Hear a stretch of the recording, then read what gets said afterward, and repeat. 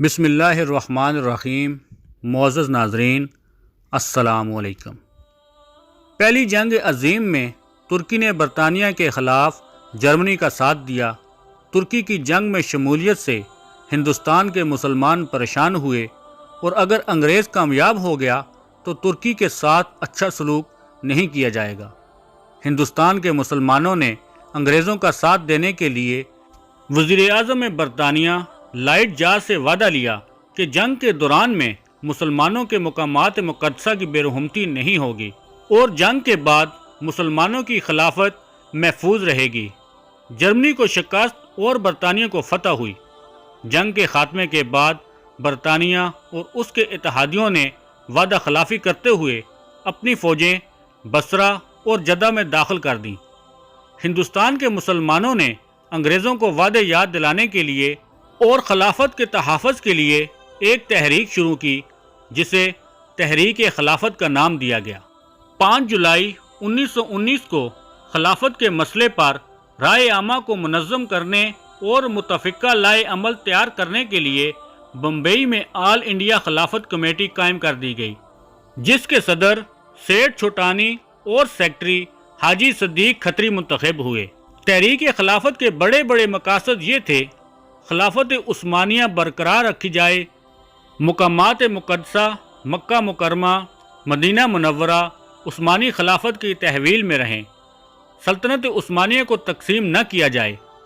خلافت کمیٹی کا پہلا اجلاس نومبر 1919 میں دہلی میں ہوا، جس میں فیصلہ کیا گیا کہ مسلمان انگریز کے جشن فتح میں شریک نہیں ہوں گے، اور اگر ان کے مطالبات منظور نہ ہوئے تو وہ حکومت سے عدم تعاون کریں گے۔ اس اجلاس میں ہندوؤں سے تعاون کی اپیل کی گئی۔ ناظرین، آل انڈیا کانگریس نے پہلے ہی رولٹ ایکٹ کے خلاف ملک گیر مہم شروع کر رکھی تھی۔ دسمبر 1919 میں آل انڈیا کانگریس، مسلم لیگ اور خلافت کمیٹی کے اجلاس امرتسر میں منعقد ہوئے، جہاں گاندھی جی نے ہندو و مسلم اتحاد پر زور دیا۔ 1920 میں مولانا محمد علی جوہر کی قیادت میں ایک وفد انگلستان، اٹلی اور فرانس کے دورے پر روانہ ہوا تاکہ وزیر اعظم برطانیہ اور اتحادیوں کو ان کے وعدے یاد دلائے۔ وفد نے برطانیہ پہنچ کر وزیر اعظم لائٹ جارج سے ملاقات کی، لیکن اس کا جواب آسٹریلیا اور جرمنی سے خوفناک انصاف ہو چکا، اور ترکی اس سے کیوں کر بچ سکتا ہے، سن کر مایوسی ہوئی۔ اس کے بعد وفد نے اٹلی اور فرانس کا بھی دورہ کیا، مگر کہیں سنوائی نہ ہوئی۔ تحریک خلافت کے تحت وفود بھیجے گئے۔ وفود نے یورپی ممالک اور خصوصاً برطانیہ میں برِ صغیر کے مسلم رائے عامہ سے حکومتوں کو آگاہ کیا۔ ڈاکٹروں اور نرسوں کے گروپ عثمانی مجاہدین کے مرہم پٹی کے لیے بھیجے گئے۔ ادویات بھی فراہم کی گئیں۔ عثمانی حکومت کو رقوم مہیا کی گئیں۔ مسلم عوام نے کثیر دولت کرنسی سونے اور چاندی کی صورت میں جمع کر کے عثمانی حکومت کی مالی امداد کے لیے روانہ کی۔ برِ صغیر کے چھوٹے بڑے شہروں اور قصبوں میں بڑے بڑے جلوس نکالے گئے، جلسے منظم کیے گئے، ہڑتالیں کی گئیں، اور مسلم عوام نے بڑی تعداد میں گرفتاریاں پیش کیں۔ تحریک کے لیڈروں کو جیلوں میں بند کیا گیا، لیکن تحریک کی آب و تاب میں کوئی فرق نہ آیا۔ تحریک خلافت میں مولانا محمد علی جوہر اور مولانا شوکت علی کی اماں کا کردار بھی اہمیت کا حامل تھا۔ ان دونوں میں یہ نعرہ بہت مقبول ہوا، کہتی ہے اماں محمد علی کی جان بیٹا اپنی خلافت پہ دے دو۔ مسلم صحافت نے بھی زوردار کردار ادا کیا۔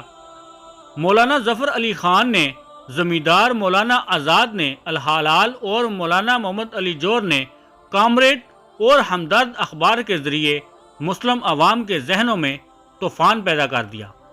مکمل مضمون کے لیے معاہدہ سیور خلافت وفد ابھی انگلستان میں ہی تھا کہ ترکی پر معاہدہ سیور مسلط کر دیا گیا، جس کے نتیجے میں تمام بیرونی مقبوضات ترکی سے چھین لیے گئے، ترکی پر فضائی فوج رکھنے پر پابندی لگا دی گئی، اور درہ دانیال پر اتحادیوں کی بالادستی قائم رکھی گئی۔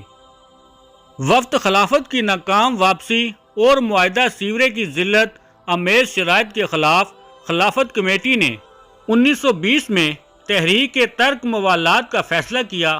گاندھی کو اس تحریک کا رہنما مقرر کیا گیا۔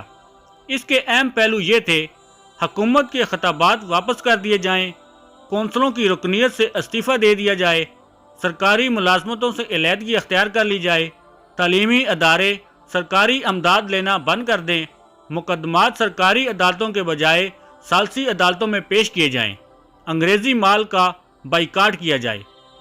تحریک خلافت کے دوران میں 1920 میں مولانا محمد علی جوہر، مولانا شوکت علی، مولانا ابو الکلام آزاد، مولانا ظفر علی خان اور عطا اللہ شاہ بخاری سمیت کچھ علماء نے برصغیر کو دارالحرب قرار دے کر یہاں سے ہجرت کرنے کا فتویٰ جاری کر دیا، جس کے نتیجے میں ہزاروں مسلمانوں نے اپنے گھر بار چھوڑ کر ہمسایہ ملک افغانستان کی راہ لی۔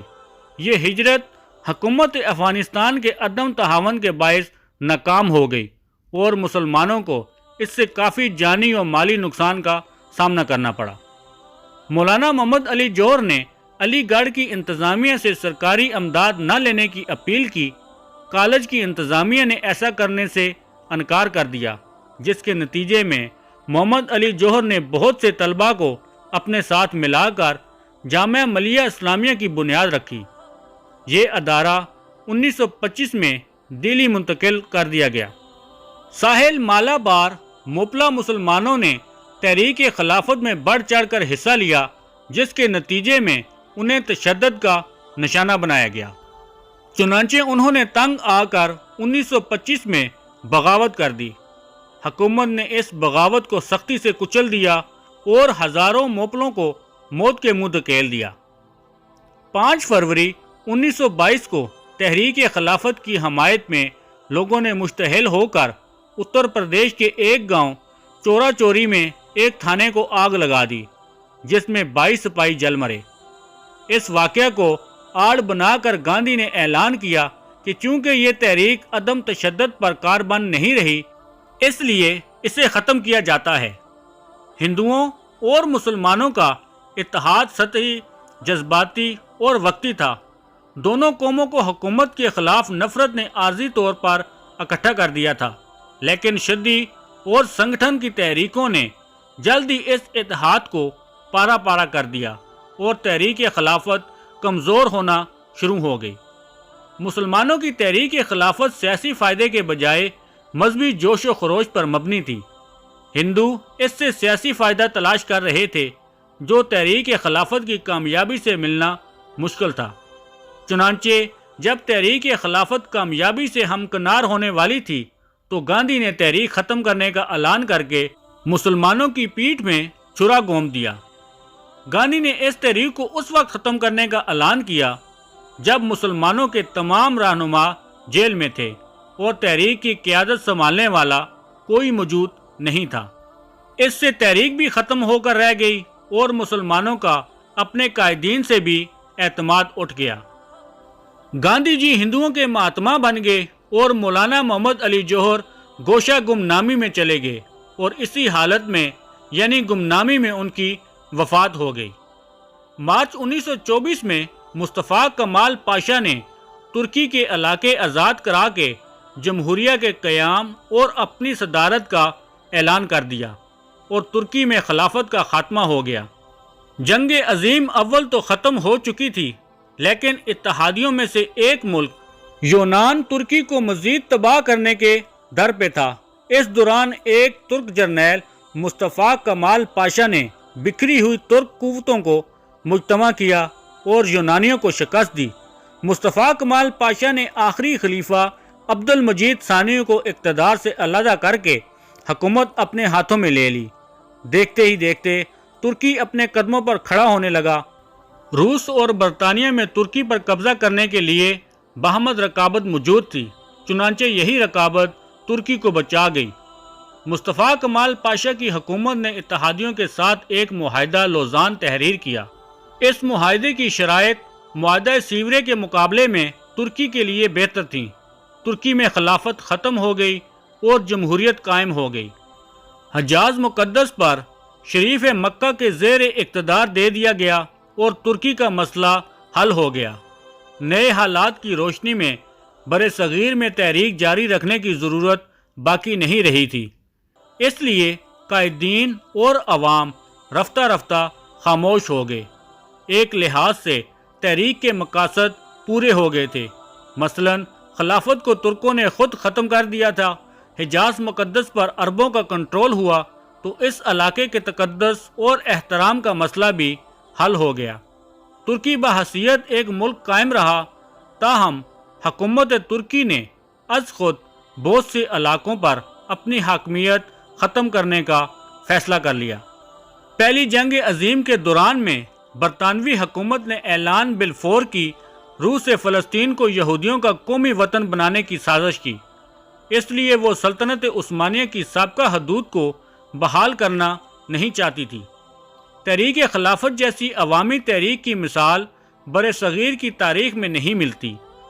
اس میں شک نہیں یہ تحریک اپنے مقاصد کے حصول میں ناکام رہی، لیکن اس نے ہندوستان کی سیاست اور مسلمانوں کی تاریخ پر گہرے نقوش مرتب کیے۔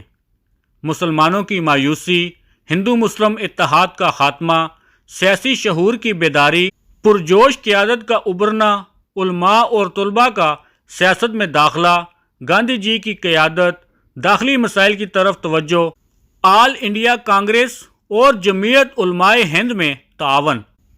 ناظرین، اسی امید کے ساتھ آپ سے اجازت چاہیں گے کہ آپ کو ہماری آج کی یہ ویڈیو ضرور پسند آئی ہوگی۔ انشاءاللہ ملتے ہیں بہت جلد ایک نئی اور منفرد معلوماتی ویڈیو کے ساتھ۔ خدا حافظ۔